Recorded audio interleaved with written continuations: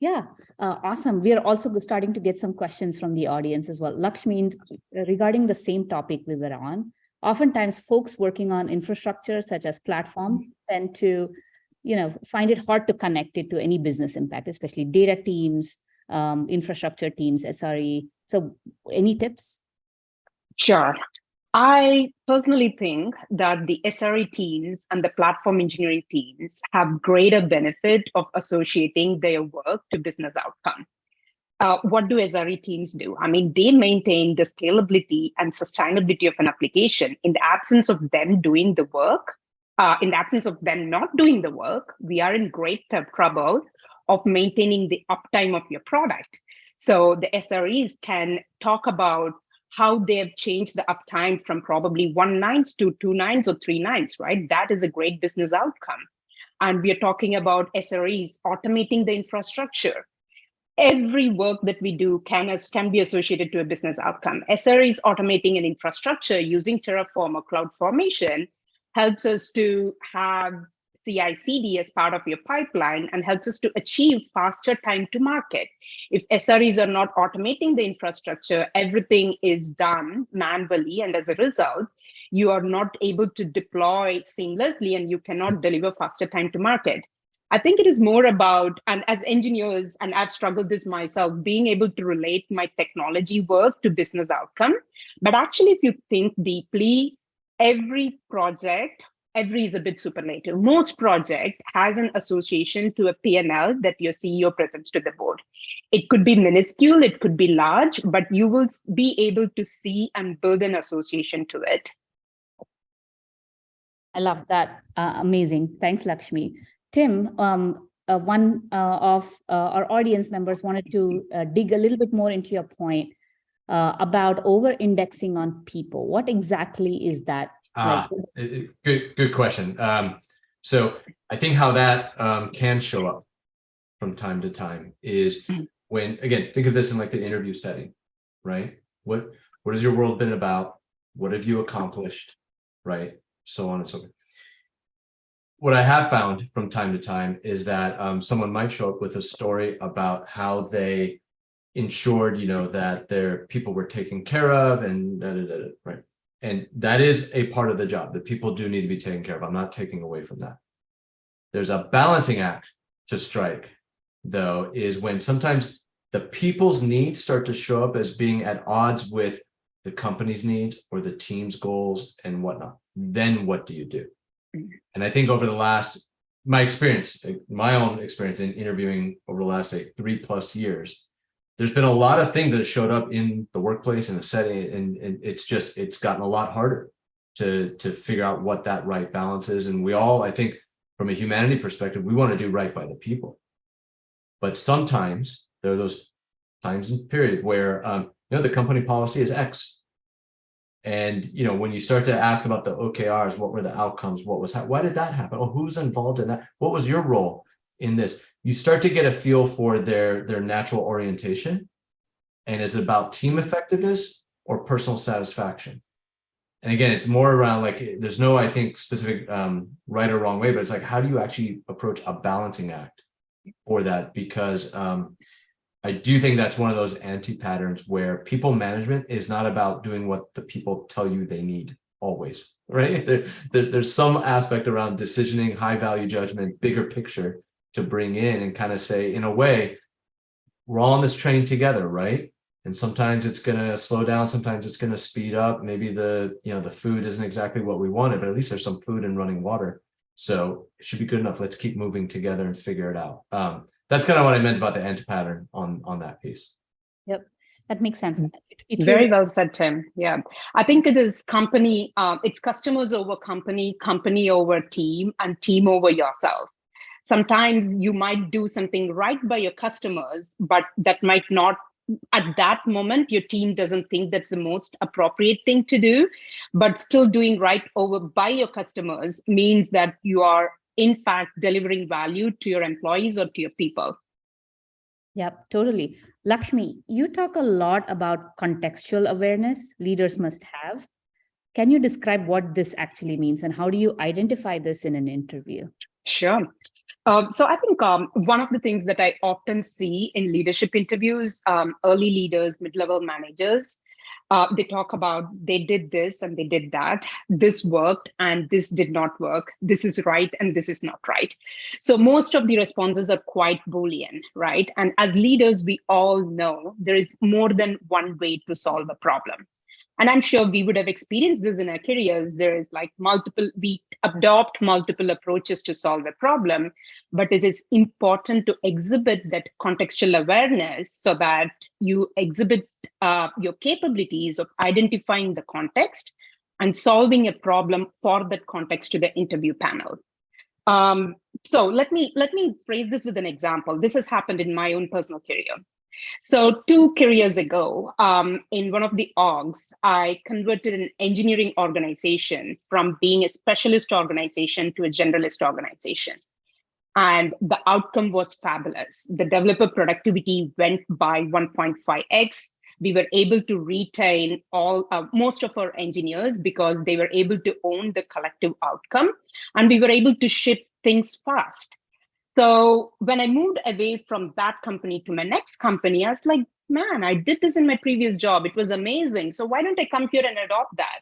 Why do you need developers? Why do you need QAs? Why do you need SREs? Why don't everyone do everything, right? And it was an absolute failure. Within 2 months, we were not shipping features on time. Business is like, what the heck is happening that I'm not getting features shipped?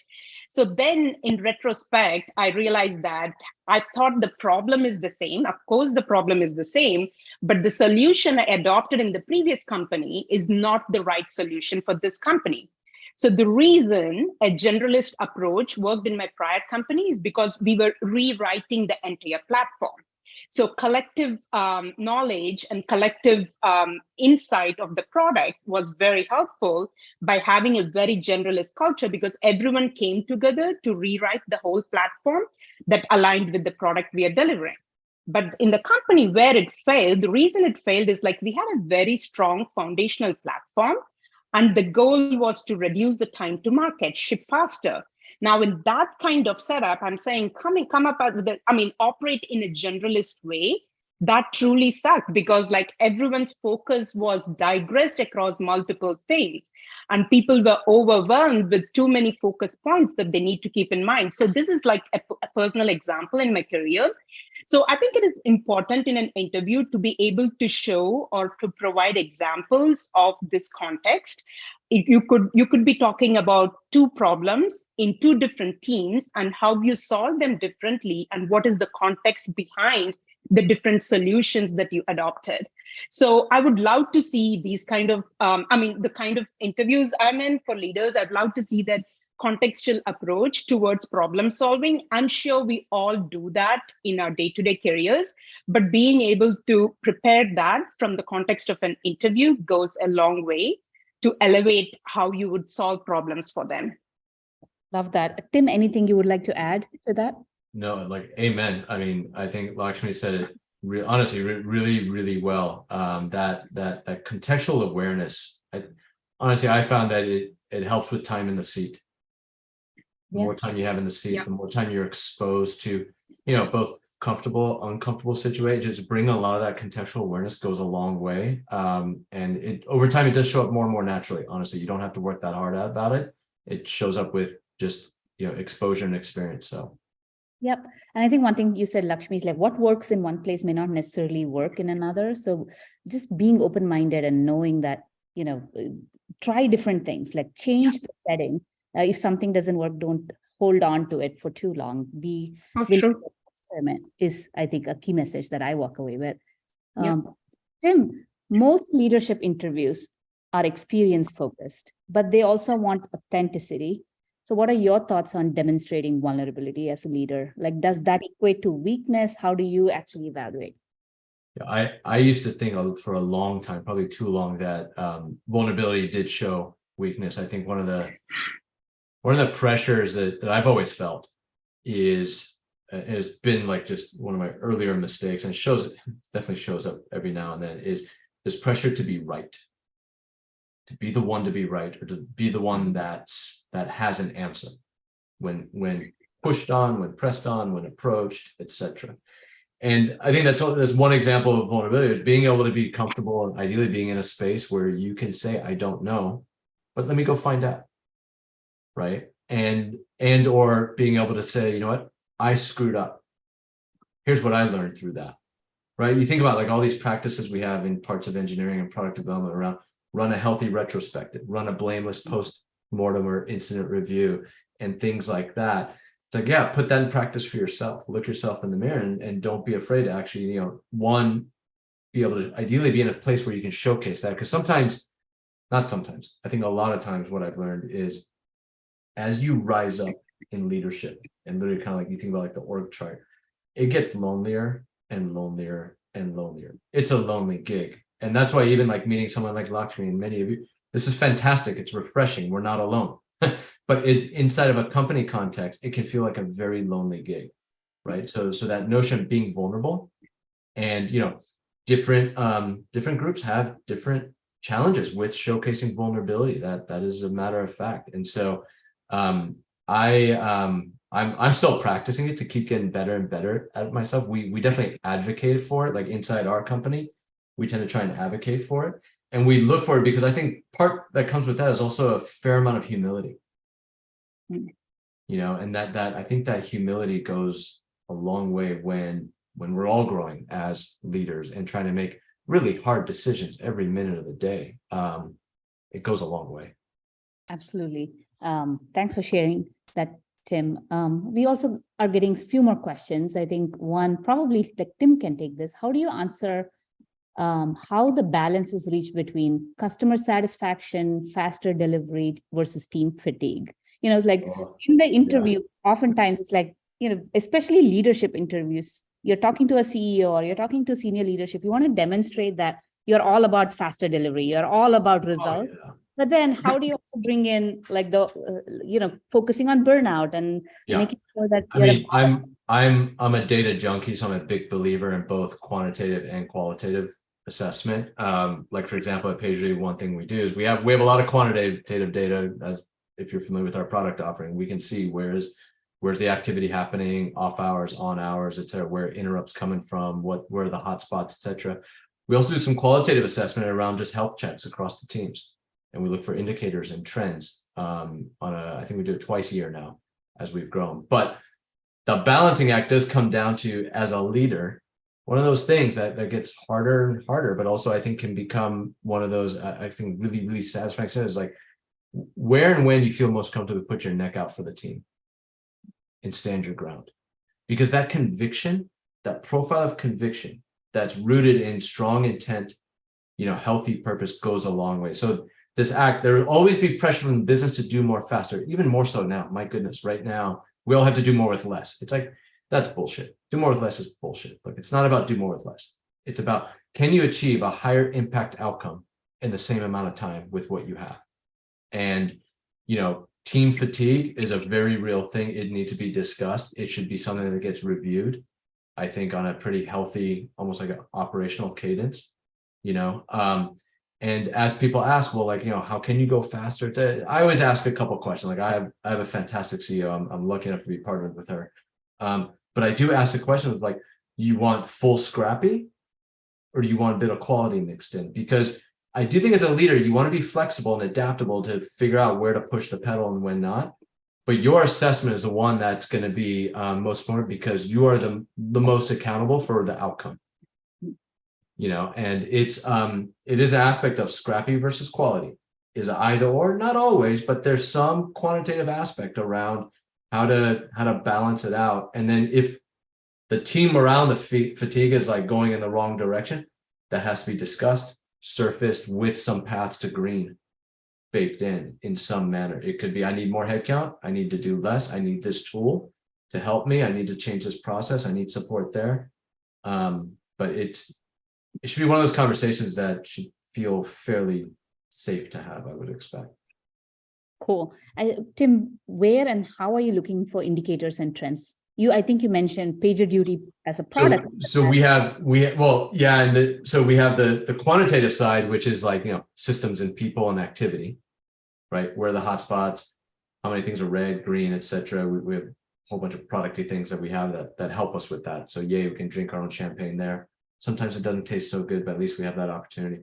But on the qualitative side, we do a round of health checks that has, I think it's like a 12 question thing that we facilitate every team, right? And that kind of starts to aggregate up, and you start to look for, is it trending well? Is it staying the same? Is it going the wrong way? It's everything from, I feel like I'm able to weigh in on decisions that are made. I feel like I'm well informed for the work to be done. I feel supported in my personal growth. There's a lot of factors that come in. In fact, we might have done a public blog post on this at some point years back, but that also plays into some ideally they're a little bit lagging, but at least they're there to be discussed and or either decide to ignore. That's a decision to ignore it, or to lean in, or to say, okay, it's too early to tell. Let's wait another couple of rounds and see how that's trending because we're introducing some new thing or changing something. Awesome. Switching gears a little bit, let's talk about effectiveness as a leader. Like Lakshmi, what does effectiveness mean as a leader, and what are companies looking for when they talk to leaders? Sure. I think there are two important aspects of leadership. One is how do you operate as an effective leader? And the other one is how do you operate as an efficient leader? And both are equally important. Sometimes we often confuse ourselves between effectiveness and efficiency. Effectiveness is, as a leader, how do you get the job done? Efficiency is like, how do you get the job done with the least amount of resources? And in the current economic condition, efficiency is as equally as important as effectiveness. So I would go back to what Tim mentioned. And this is something we often as engineering leaders come on the cross paths of, am I going to do it fast or am I going to do it right? Imagine the number of times, even in a day, you would go through this thing of like, am I going to do it fast or am I going to do it right?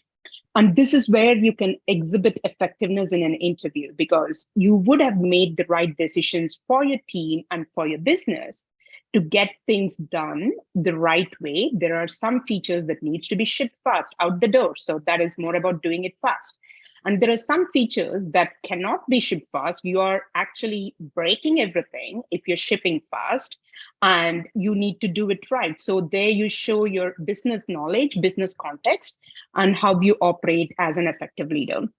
When it comes to efficiency, and this is something we often see between product and engineering, the prioritization and how do you operate in an efficient manner to prioritize not just the things, but the right things for the business.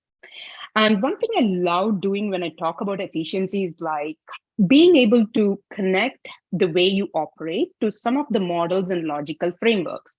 Let me give you an example, and we can all relate to this. Every quarter, when we look at the product roadmap or product backlog, we have probably 10x more things in the backlog than what the team can accomplish.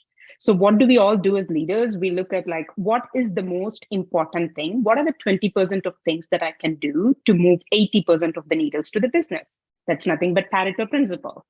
And when you wake up every morning, you look at your to-do list and you want to crush the to-do list. And I'm like, that's not an option. So what can I do today? What can I delegate? What can I defer? And what is that I don't have to do at all? That's nothing but the Eisenhower prioritization matrix. So I think being able to show your potential employer that when it comes to efficiency, you don't use your gut feel, but you rely on some of the models and frameworks that can make you operate in an efficient manner. That goes a long way, because you're showing that you're logically bound to a framework that you have tested, that you have seen how it works for you. And I bet we all use these frameworks unconsciously in our day-to-day careers, but being able to bring that sense of this is what it relates to, and this is how I help my business and help my teams to operate goes a long way to show your panel. I love that. And it elevates how people perceive you as a leader when you're talking about frameworks, and like you're actually up-leveling the conversation for leaders to understand. Tim, what are your thoughts on that? I was going to say, just on top of that, one thing I think it's important that Lakshmi is bringing up around this notion of framework and things like that. As you're growing, one of those things to figure out for yourself and or your teams is how do you create some natural scale factors? right? How do you create some durability in process or practice or in methodology or in ways in which you want to go about doing it? I mean, adoption of frameworks one way or another go a long way, because the anti-pattern in that regard shows up as like you're the bottleneck.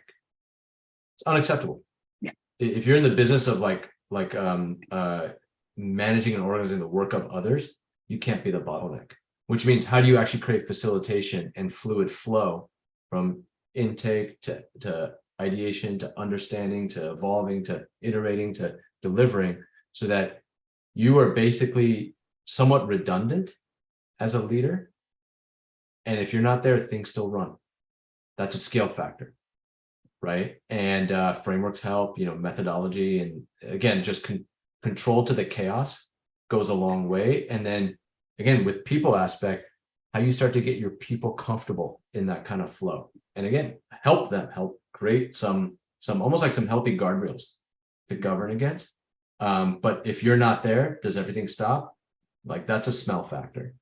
It shouldn't. You don't have to be the one involved in every single step of the way, because then your people are just doers. Make them contributors, make them active participants, right? Yep. And in the same vein, if you truly believe in something, you have a leadership philosophy, and you're being questioned against like that approach, stick to your what your conviction will be tested more times than you can count in a particular day. In a lot of leadership profile type of positions, no matter where you sit in an organization, that conviction factor is very real, and that's one of the hardest things to kind of almost like a cross check or like.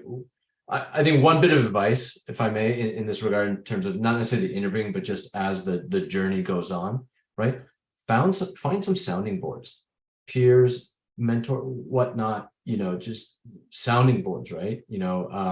Give to get, be a sounding board for someone, and then see if they'll return the favor type of scenario. That's one of those best ways to kind of keep yourself somewhat sane, and in a way, kind of standing your ground because you feel strongly about it. That's okay. Even if you're wrong, that's okay.